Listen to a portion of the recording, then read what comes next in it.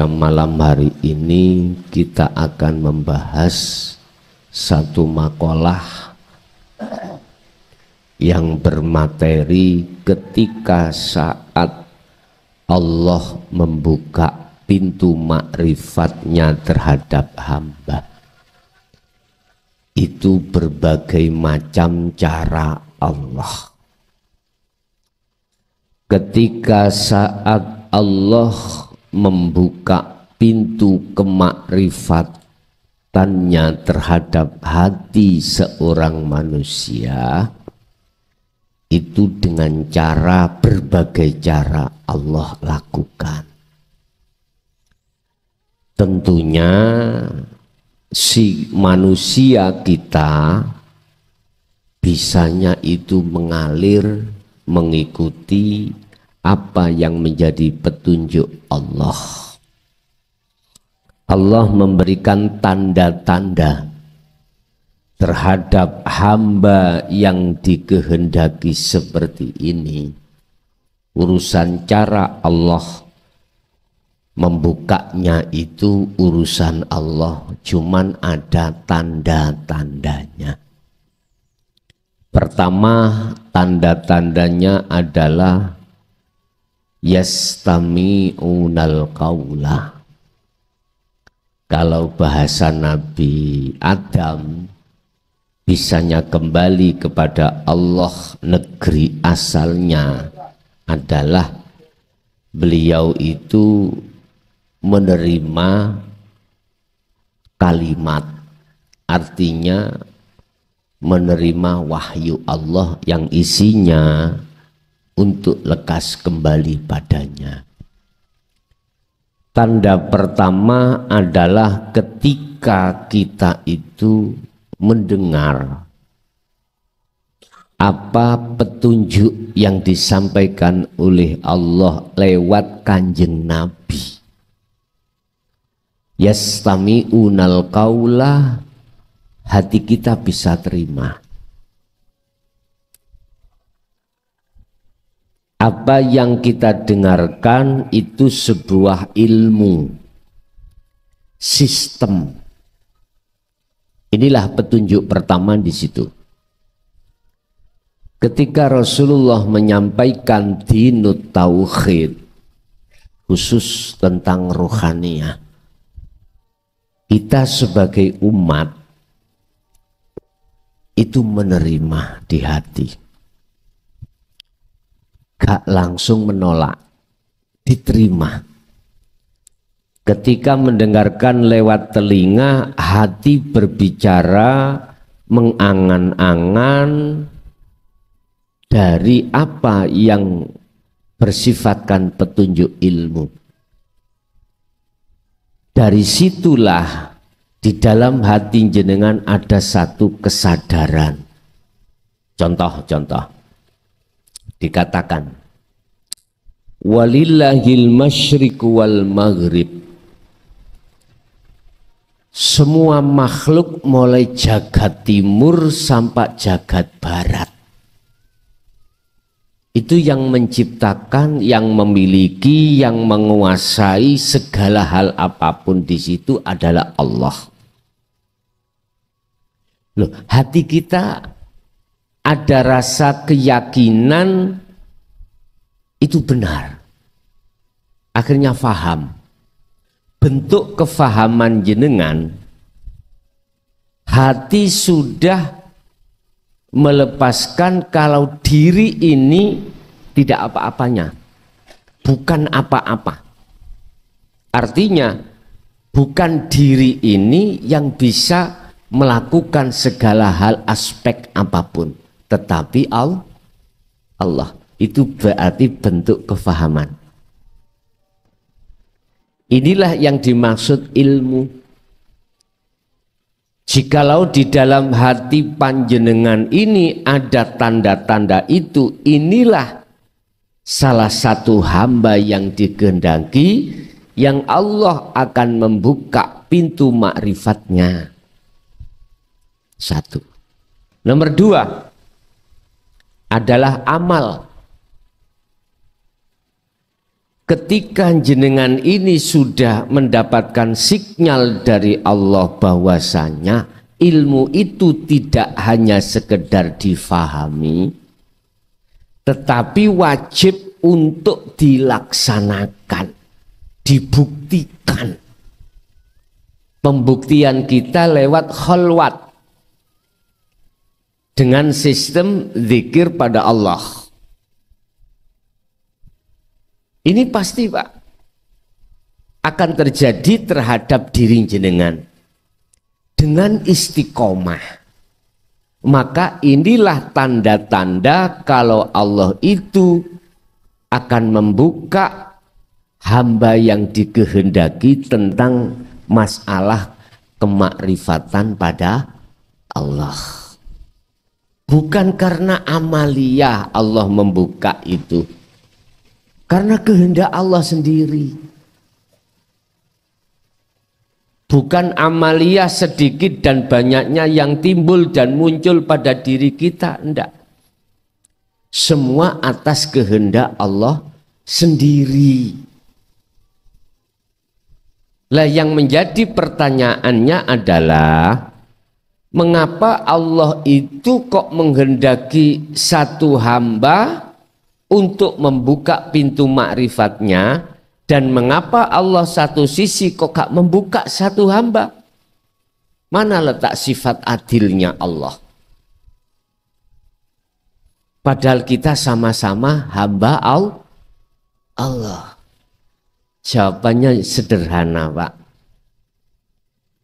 Hamba yang pertama yang dikehendaki adalah sami'na wa ata'na. Artinya dia itu betul-betul menyembahnya pada Allah, betul-betul. Tidak sekedar secara jasmani, tapi ruhani. Betul-betul.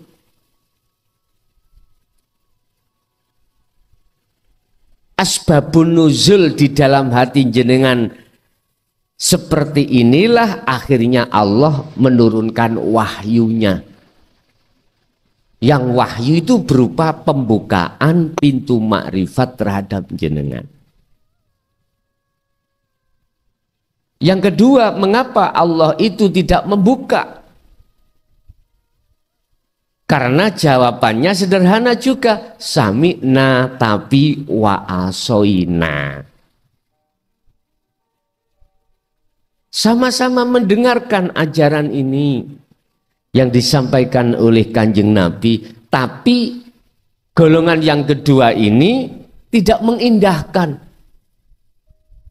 Bahkan al-mala'u kadzabu, kebanyakan pemimpin-pemimpin yang ada di depan itu menolak, mendustakan, nggak mau.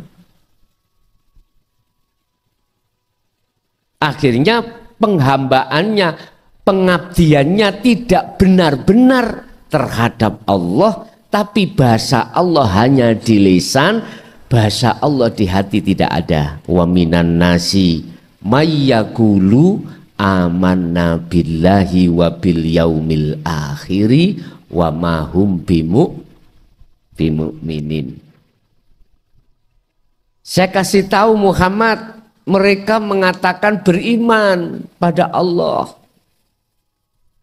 beriman padaku, tapi sesungguhnya tidak, hatinya tidak.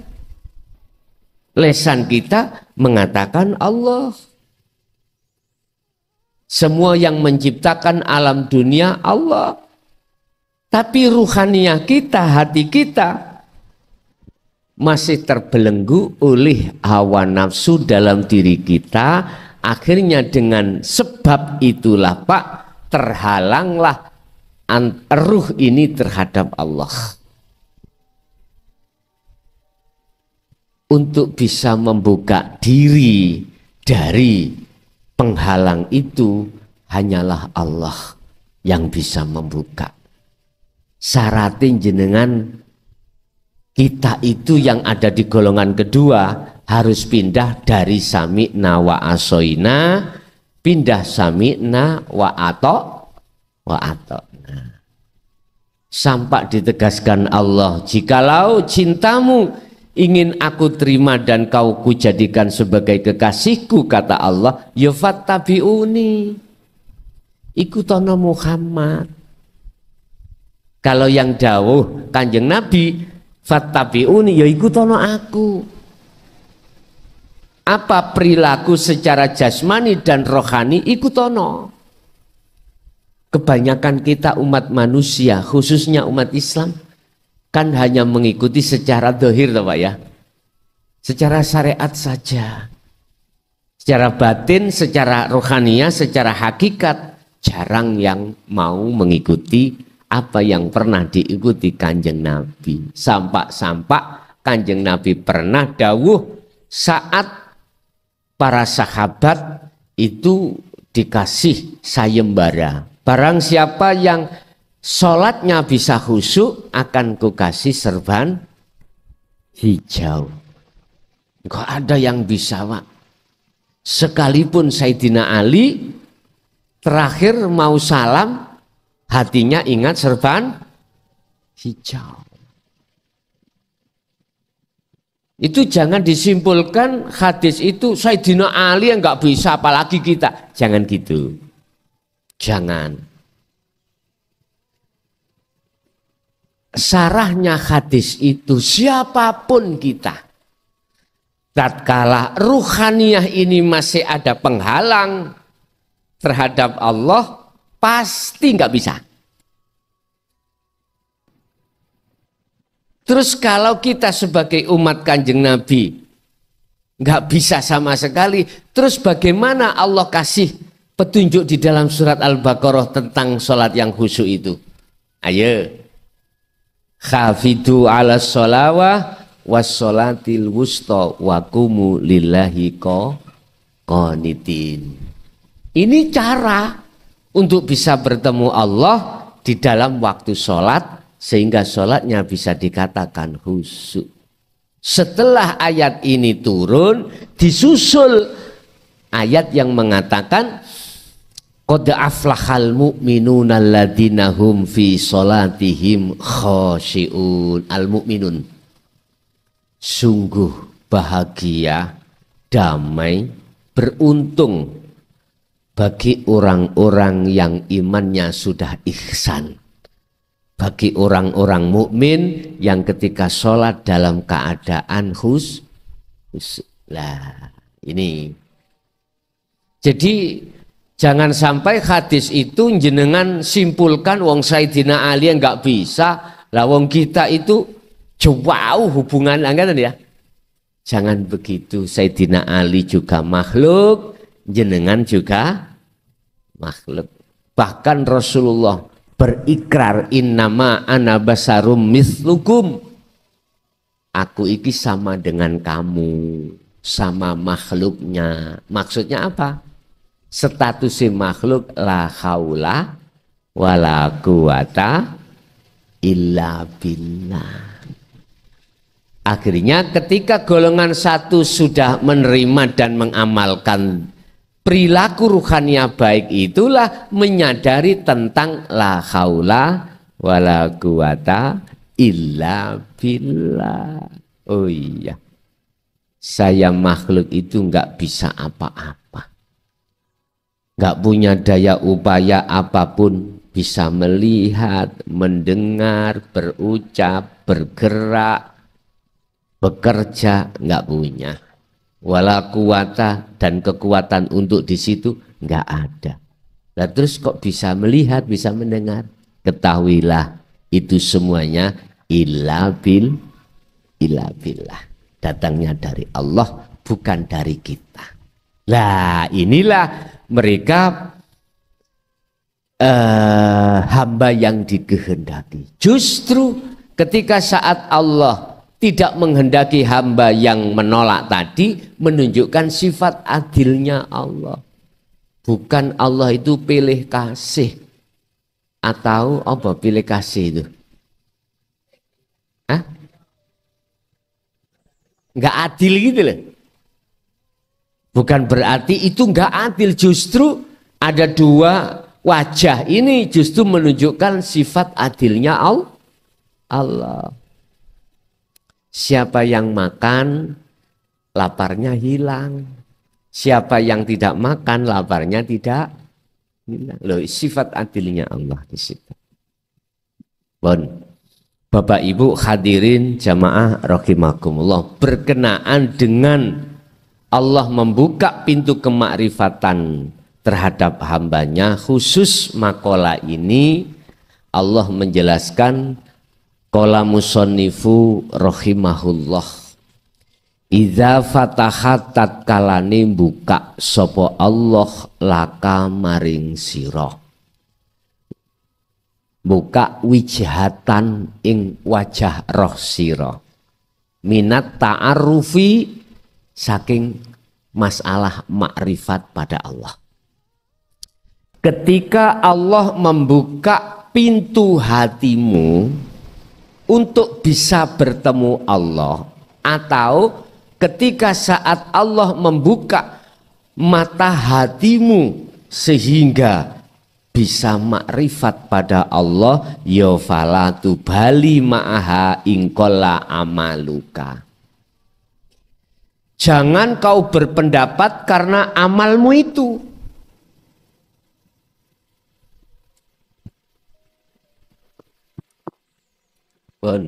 Harus dipahami tentang amal.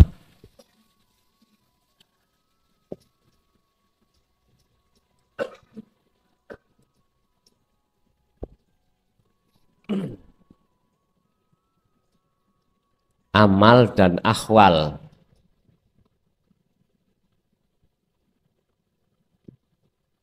Jasad, ruh atau kolbun.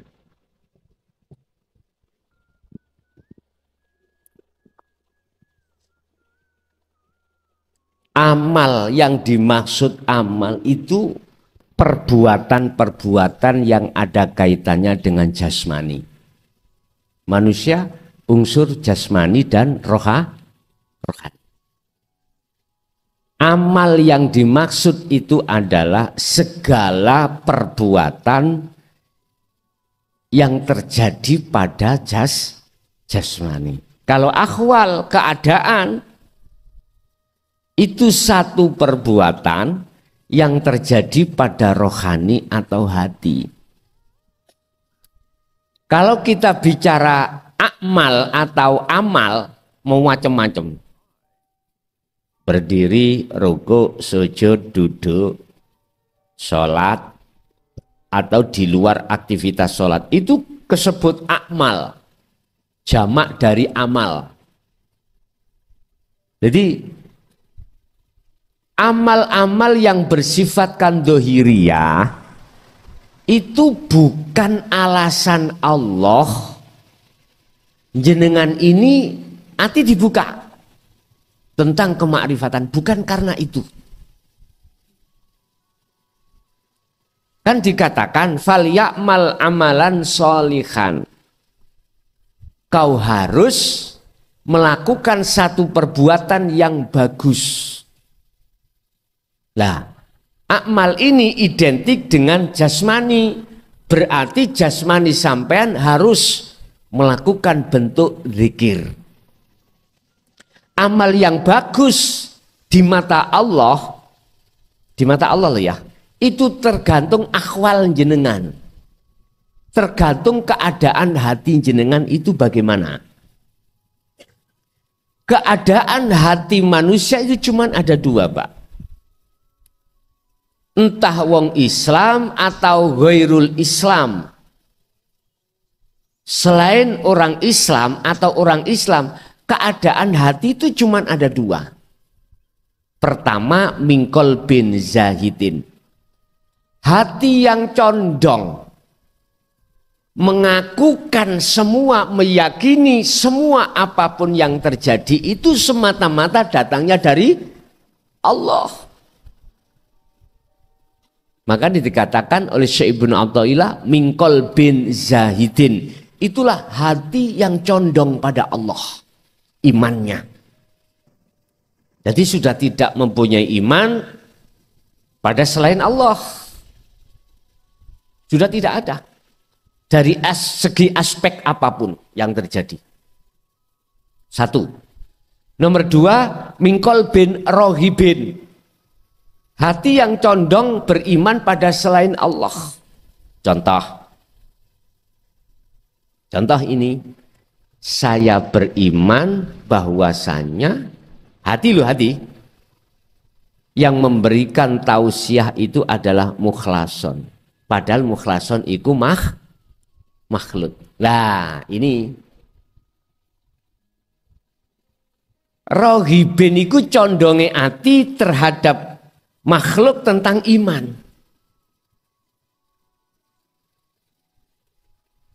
Wis gak ngomong hutan kok udah temenan tadi gawe. Lainnya aja. Kita haus terus minum air. Ya. Hilanglah rasa haus. Hati kita beriman, hilangnya haus itu karena air. Padahal air itu makhluk. Lah iya dah. Mukhlason ya makhluk, air ya makhluk.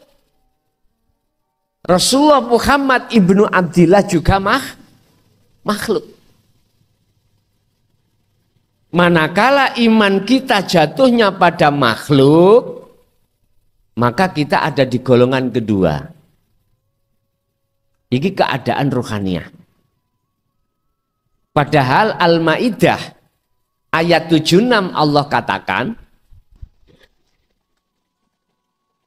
bahwasanya semua makhluk apapun dan siapapun, berarti nek apapun itu tanpa bernyawa. Nek siapapun berarti bernyawa. Bahasa syariat. Itu tidak akan pernah bisa memberikan darau wala naf'an. Mendatangkan mudorot bahaya ataupun memberikan satu manfaat. Ini jangan dipandang syariat, dari sisi syariat.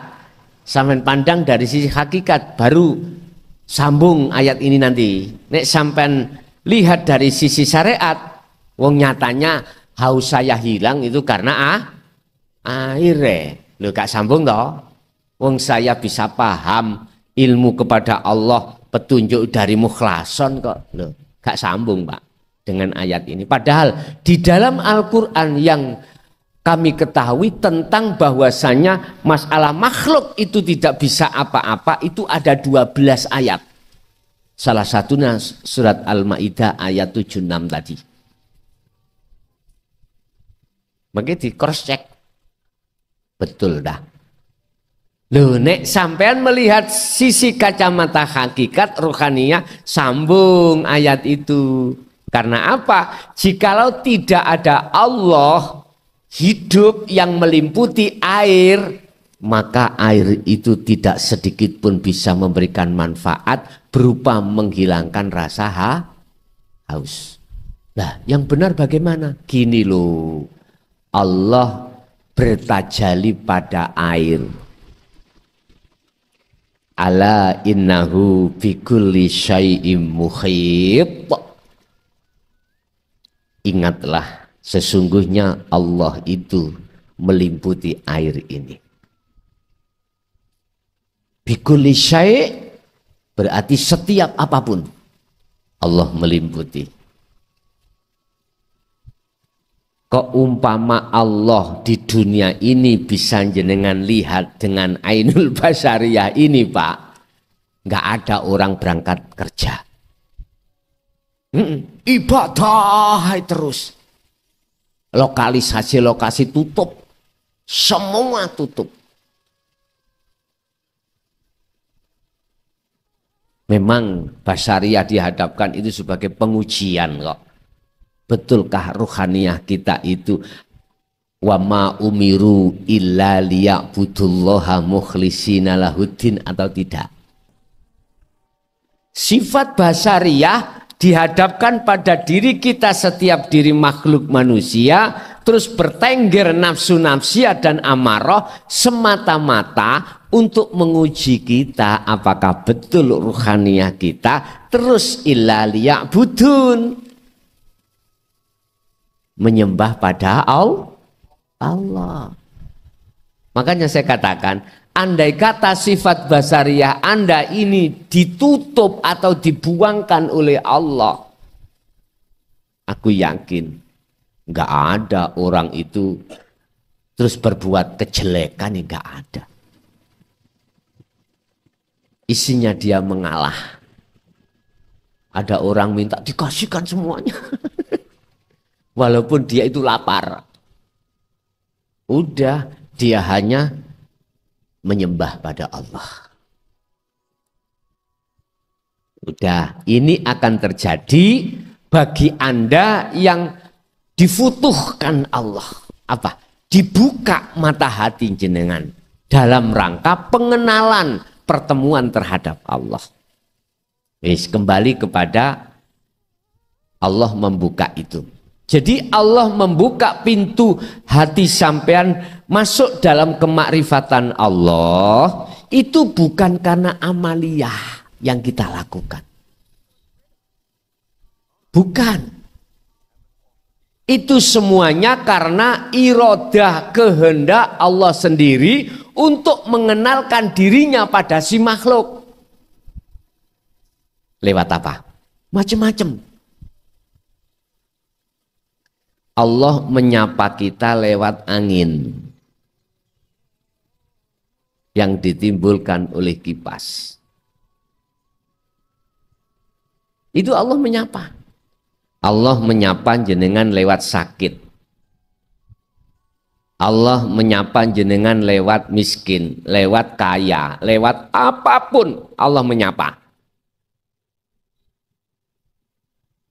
Hanya bagi hati hamba yang memegang kunci untuk bisa masuk di alam akhirat di dalam angin tadi lah yang bisa bertemu Allah di situ. Makanya sering saya sampaikan di setiap konten apapun yang namanya adzikru bisiril asrar mesti tak sampaikan di situ berulang-ulang kali. Bahkan setiap konten saya tidak lepas dari sirul asrar. Karena itulah sebagai kunci hati kamu bisa masuk ke alam akhirat ruhaniyah ini. Kita lihat fungsinya sirul asrar bagaimana sih? Pertama, merasakan, mengimani bahwasannya sang penggerak, sang yang berperan hanyalah ini. Allah ini. Kedua, nanti keakuan diri jenengan akan dihilangkan Allah yang berzikir, yang beramal dan lain sebagainya. Setelah itu dihilangkan, maka yang kedua adalah ainul basyirah, bertemu. Loh, ketika dibukakan pintu makrifat ini loh, bukan karena amaliyah kita. Sedikit enggak. Karena memang mohon maaf, fa innahu ma fatahaha laka illa wa huwa yuridu ayyata'arrafa ilaika. Itu karpe Allah. Itu Allah yang punya kehendak. Artinya apa, Pak? Jenengan kalau pingin sakdek saknyek, apa sakdek saknyek ya? Sak kejapan mata bisa masuk di alam akhirat, dibuka pintunya itu, lepaskan segala hal apapun yang terjadi pada diri kita, terutama waktu dzikir. Jangan ngaku-ngaku kalau kita yang dzikir. Paham ya?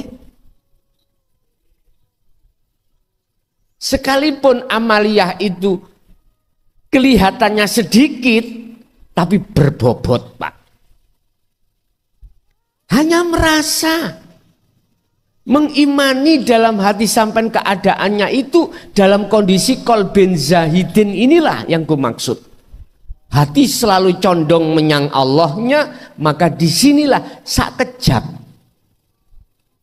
Sehingga kalau boleh saya katakan berarti alam akhirat itu tidak jauh. Alam akhirat itu kita gak usah menunggu apa yang diterangkan di dalam hukum syariat. Besok kalau sudah hari kiamat, Israfil menyebul, meniup trompetnya, bukan itu. Ya lama Pak sampai nunggu ke sana. Sekarang masuklah hatimu di dalam angin itu. Sebab di dalam angin itu ada wujudnya Allah. Cara untuk bisa masuk di situ berarti tidak lepas dari sirul asr tadi. Sebab aku Allah tidak akan menerimamu cintamu selama di dalam hatimu ada masih selain aku ada. Lepaskan cintamu. Kalau kau mau melepaskan, lah ini seakan-akan hamba seperti yang melepaskan apa ya? Tapi sebetulnya itu yang melepaskan adalah Allah. Yuhibbukumullah wa yaghfir lakum dzunubakum. Kalau itu sudah terlepas, yuhibbukumullah, cintamu akan diterima Allah. Makanya bicara kholwat itu tidak seperti dulu, Pak. Dulu para kekasih Allah, kesimpulan kholwat itu harus tinggalkan secara fisik, istri, anak, pekerjaan, apa urusan duniawi itu ditinggalkan secara dohiriyah. Supaya ruhaniyah itu mulus, tidak tercampur. Sekarang enggak harus seperti itu. Alasannya apa? Karena Allah tidak hanya ada di tempat sepi, Allah juga di tengah pasar. Iya, di tengah jenengan kerja. Kalau enggak ada Allah, apa bisa terjadi itu? Karena apa diperbolehkan sekarang itu berkholwat di tengah-tengah tempat ramai atau pekerjaan? Karena ini sudah zamannya ilmu ini wajib digelar secara umum. Bisa, itu jawabannya. Kalau dulu, jangankan di umum Pak, di tempat khusus aja masih ada jarak antara mursyid dengan murid, antara kiai dengan santri. Akhirnya kalimah dawuh-dawuh yang disampaikan itu masih memakai berbau isyarah. Akhirnya kita sebagai murid ndase ngeluh. Paham? Enggak. Ya kalau boleh tanya Pak, enggak boleh tanya. Wong saya sendiri pernah kok dipisui Mbah Khozin Pondok Ringin Agung. Gara-gara saya tanya, wujudnya Allah itu bagaimana Mbah? Langsung dipisui fasih kayak arek Surabaya. Kiai ku Pak itu. Mungkin ada yang kenal Mbah Khozin Pondok Ringin Agung Kediri. Beliau salah satu tokoh tentang tasawufnya itu kendel. Tapi kendelnya itu di forum gitu loh. Memang zaman dulu Pak. Nah zaman sekarang sudah secara blokosuto alias terang-terangan. Karena memang ayatnya sebetulnya di situ. Mungkin dibuka dalam surat Al-Hijr bagaimana cara Rasulullah menyampaikan dinut tauhid ini. Mulai dari ayat kalau nggak salah 92 sampai 99. Dengan terang-terangan. Tapi resikonya beliau itu tahu dipisu-pisui umat pada saat itu. Dipisui kaum kafir Quraisy, kaum Taif, walah. Bahasanya dipisui. Tapi bukan hanya di lisan Rasulullah itu. Dipisui oleh umat itu dengan bahasa fisik juga. Abu Jahal, Abu Lahab bagaimana merencanakan dengan tokoh-tokoh yang lain. Waktu ada di Mekah, beliau direncanakan mau dibunuh. Tapi akhirnya Allah tidak diam diri di situ. Muncullah hijrah ya dari Mekah ke Madinah. Akhirnya terlaksanalah hijrah. Bon, Bapak Ibu hadirin jamaah rahimakumullah. Jangan menganggap amal sedikitmu itu menjadikan kau berputus asa untuk tidak dibukakan pintu makrifatmu. Jangan. Sebanyak apapun amaliyah yang terjadi pada diri Anda, jikalau tidak dibarengi, disertai keadaan ruhaniyahmu, kolbin zahidin, sampai dunia niki kiamat nggak bisa bertemu.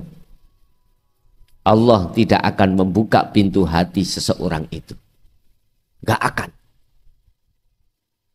Tapi walaupun amaliyahmu itu hanya sedawikit, pandangan umum sedawikit, tetapi jenengan sertakan keadaan ruhaniyahmu itu mingkol bin zahidin. Disinilah Pak, idza fataha, Allah membuka pintu kemakrifatan Anda. Berarti tanda-tanda kemakrifatan Anda akan terjadi. Ukuran amaliyah bukan, ukurannya akhwal, keadaan hati jenengan. Apakah condong terhadap Allah? Apakah condong terhadap imannya selain Allah? Selain Allah. Bapak Ibu hadirin jamaah rahimakumullah. Alam ta'lam anna ta'arruf huwa muriduhu alaika. Heta, apakah kau tidak mengerti adanya kau makrifat itu yang memakrifatkan Allah? Alam ta'lam, ono to orang ngerti sira manungsa, makrifatmu iku sing gawe makrifat itu Allah. Itulah Allah cara untuk menghapus dalam hatimu supaya tidak mengakui dirimu yang beramal. Paham Pak Fuge? Makanya tadi saya katakan akhirat iku namung hanya sak jangkah, toyul akhirat, ngelempit masa akhirat iku di dunia hanya sejangkah. Benang merahnya itu adalah Anda pelepasan keakuan diri sebagai makhluk dalam hal apapun. Itu kalau terjadi pada diri jenengan, maka itulah akhirat. Gitu deh Pak. Sak kedepe meripat, sekejap mata. Gak butuh wusul, gak butuh jam-jaman, gak butuh tahunan, harian, bulanan. Bagi siapa? Bagi yang sudah terlepaskan sifat basariahnya, keakuan diri sebagai makhluk yang melakukan. Cuman untuk sampai di situ terjadilah saya ja'alullahu ba'da usri yusra. Kita itu masih merasa. Padahal secara keilmuan sudah paham. Ketika praktek kita itu di tengah-tengah kholwat baik umum maupun khusus masih belum terlepaskan keakuan diri. Loh, memang itu proses. Makanya mengapa dulu itu abah saya sendiri tidak mau memberitahu tentang Sirul Asrar. Harus saya melewati dzikir di thariqah dulu Pak. Sehingga rasa ketidakpuasan saya di thariqah satu pindah thariqah yang lain. Yang lain pindah yang lain. Bukan berarti saya selingkuh, ngoten ya. Artinya mendua, enggak. Cuman satu saya mencari benang merahnya itu di mana untuk bisa wusul. Lah, setelah Allah memberikan tahu tentang benang merahnya yaitu dzikir Sirul Asrar, saya taskhihkan kembali si Abah. Jawabannya sederhana, apa? Birriyadati wal adhkar. Kuwi cek ngerti soro. Biar merasakan susahnya orang bagaimana untuk melepaskan keakuan itu. Berzikir tiap saat dan waktu, sampai mohon maaf saya kurus, nggak bisa minum, nggak bisa makan. Bukan perkaranya nggak ada makanan, nggak ada minuman, enggak Pak. Oleh karena mendawamkan, mengistiqomahkan zikir satu hari satu malam, ini saya dijatah zikir sirin itu 20.000. Jadi sampai saya mengalami air yang mau saya minum itu jawab, aku Allah. Akhirnya nggak bisa diminum. Siapa yang nggak takut Pak? Mau makan nasinya berkata aku Allah. Si coba bingung apa enggak? Mesti bingung. Ini kalau tidak ada petunjuk dari Allah, enggak mungkin paham maksudnya aku Allah. Padahal itu petunjuk. Maksudnya hilangkan keakuanmu. Ngoten lho asline. Keakuan makhluk hilangkan. Berarti makhluk nasi, makhluk air hilangkan dalam pandangan hatimu. Jikalau itu sudah kau lepaskan, terlepas itu, maka nyatalah keakuan Allah yang melimputi ini tadi. Paham Pak G? Oke, berarti ini bukan maksud Allah buka dari sebab amaliyah kita, ndak. Itu memang kehendak Allah sendiri. Makanya dikatakan alam ta'lam anna ta'arrufa huwa muriduhu alaika. Ketahuilah bahwasanya yang menghendaki kau bisa makrifat pada Allah itu atas kehendak Allah sendiri. Wal a'malu anta muhdiha ilaih wa aina ma tuhdihi ilaihi mimma huwa muridu alaika. Hetah. Apa sebanding amaliyah-amaliyah yang katanya kita yang melakukan, yang diperuntukkan hadiah pada Allah, ditukar dengan kemakrifatan, apakah sebanding? Tidak. Sekarang ditambah, tidak amaliyah. Dunia dan seisinya, mafis samawati wa mafil ardi ini, milik Anda berupa emas, intan mutiara, cagak mutiara, intan emas, apapun gentengnya, semuanya emas. Apakah seimbang apabila ditukar dengan kemakrifatanmu yang dihadiahkan Allah? Kok kamu bilang karena sebab amalku Allah, karena sebab amaliyahku Allah itu membuka hatiku? Enggak sebanding Pak. Mengapa tidak sebanding? Ingat, ad-dunya mata'ul ghurur wal akhiratu khairu wa abqa. Walaupun duniawiyah, amaliyah yang dipandang manusia itu bagus, itu dunia mas dunia saisine wek sampai dewi atau milik Anda sendiri, lama-lama habis betul. Habis. Udah, kalau tidak habis, umur Anda berapa? Minta 100 tahun. Oke, kurang ditambah 100 lagi menjadi 200 tahun. Oke, minta lagi, nggak mau mati 1000 tahun. Dikasih umur 1000. Nek dibanding wal akhiratu khairu wa abqa, kemakrifatan yang kekal abadi, tidak ada batasnya. Ayo, 1000 tahun sudah terlaksana, hilanglah semua apa yang tadinya kita banggakan. Dunia dan seisinya tadi, intan mutiara emas berlian milik kita, akhirnya juga pisah. Kita tinggalkan, tinggal satu, kehidupan akhiratmu bagaimana. Makanya di sini Ibnu Athaillah memberikan keterangan wa aina ma tahdihi ilaihi mimma huwa muridu alaika. Itu sebanding. Kemakrifatan yang diberikan terhadapmu dengan hadiah yang kau berikan pada Allah berupa amaliyah. Lah kok kamu itu ngomong-ngomong sebab saya tekun olehnya zikir, tekun oleh beramaliyah. Enggak sebanding, Pak.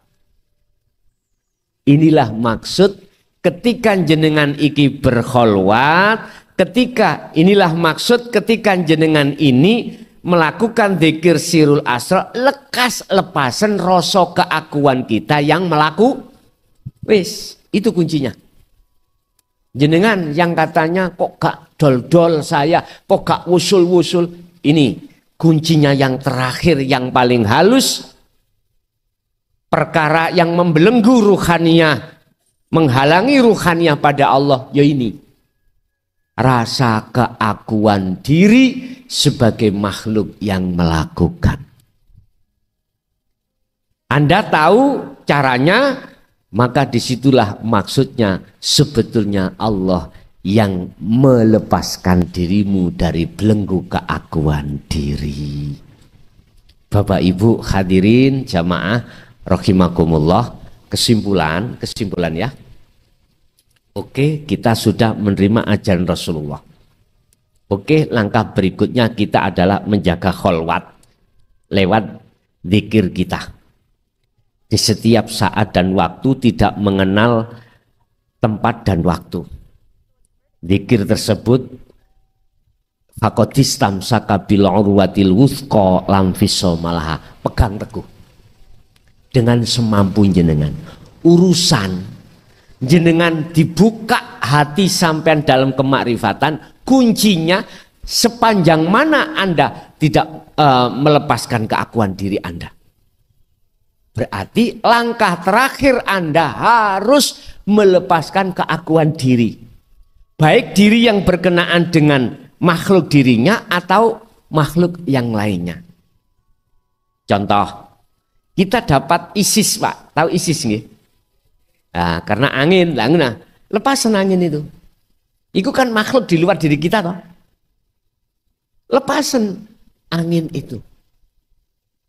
Otomatis Anda melepas, ini yang melepas Allah dikarenakan sebab musabab jenengan itu membawa kunci sirul asrar tadi. Ini makhluk yang berkenaan dengan selain Anda. Kan ada dua.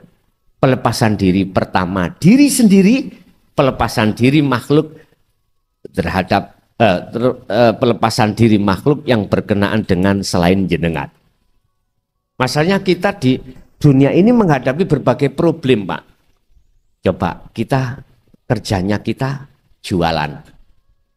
Pasti di situ ada orang lain sebagai pembeli. Lah gitu toh.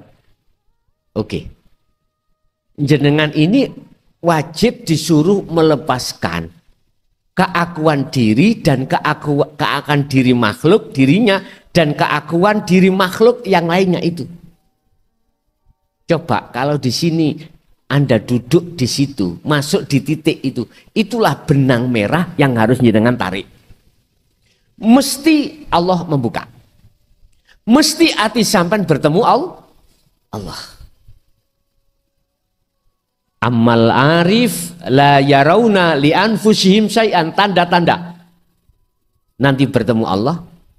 Dalam diri jenengan sudah tidak ada rasa keakuan makhluk yang segala-galanya. Dua, yusyahiduna annal fa'il huwallahu ta'ala, yang menjadi isim fa'il subjek hanyalah Allah. Itu di dalam dada jenengan. Udah, ini tanda. Nah, siapa yang sudah masuk di titik itu, maka tatmainul qulub, menerima hatimu keadaan jenjem, keadaan damai, nikmat. Coba nek susah, sulit sampai lakukan di tengah-tengah kerja itu, lakukan, latihlah di dalam waktu sholat. Latihlah di dalam waktu ketika jenengan bersendiri. Duduk di bangku sendiri, keadaan berbaring. Sebab sesungguhnya Kanjeng Nabi dan pengikut Kanjeng Nabi itu Allah katakan alladzina yadhkurunallaha qiyaman wa qu'udan wa ala junubihim. Beliau selalu tidak hanya ketika saat berdiri, ketika saat dia duduk, ketika saat dia berbaring, selalu rohaniahnya itu berzikir pada Allah. Berzikir itu maksudnya nafi isbat, pelepasan keakuan diri sebagai makhluk dan akhirnya muncul keakuannya Allah. Itu yang perlu kami sampaikan pada kesempatan malam hari ini.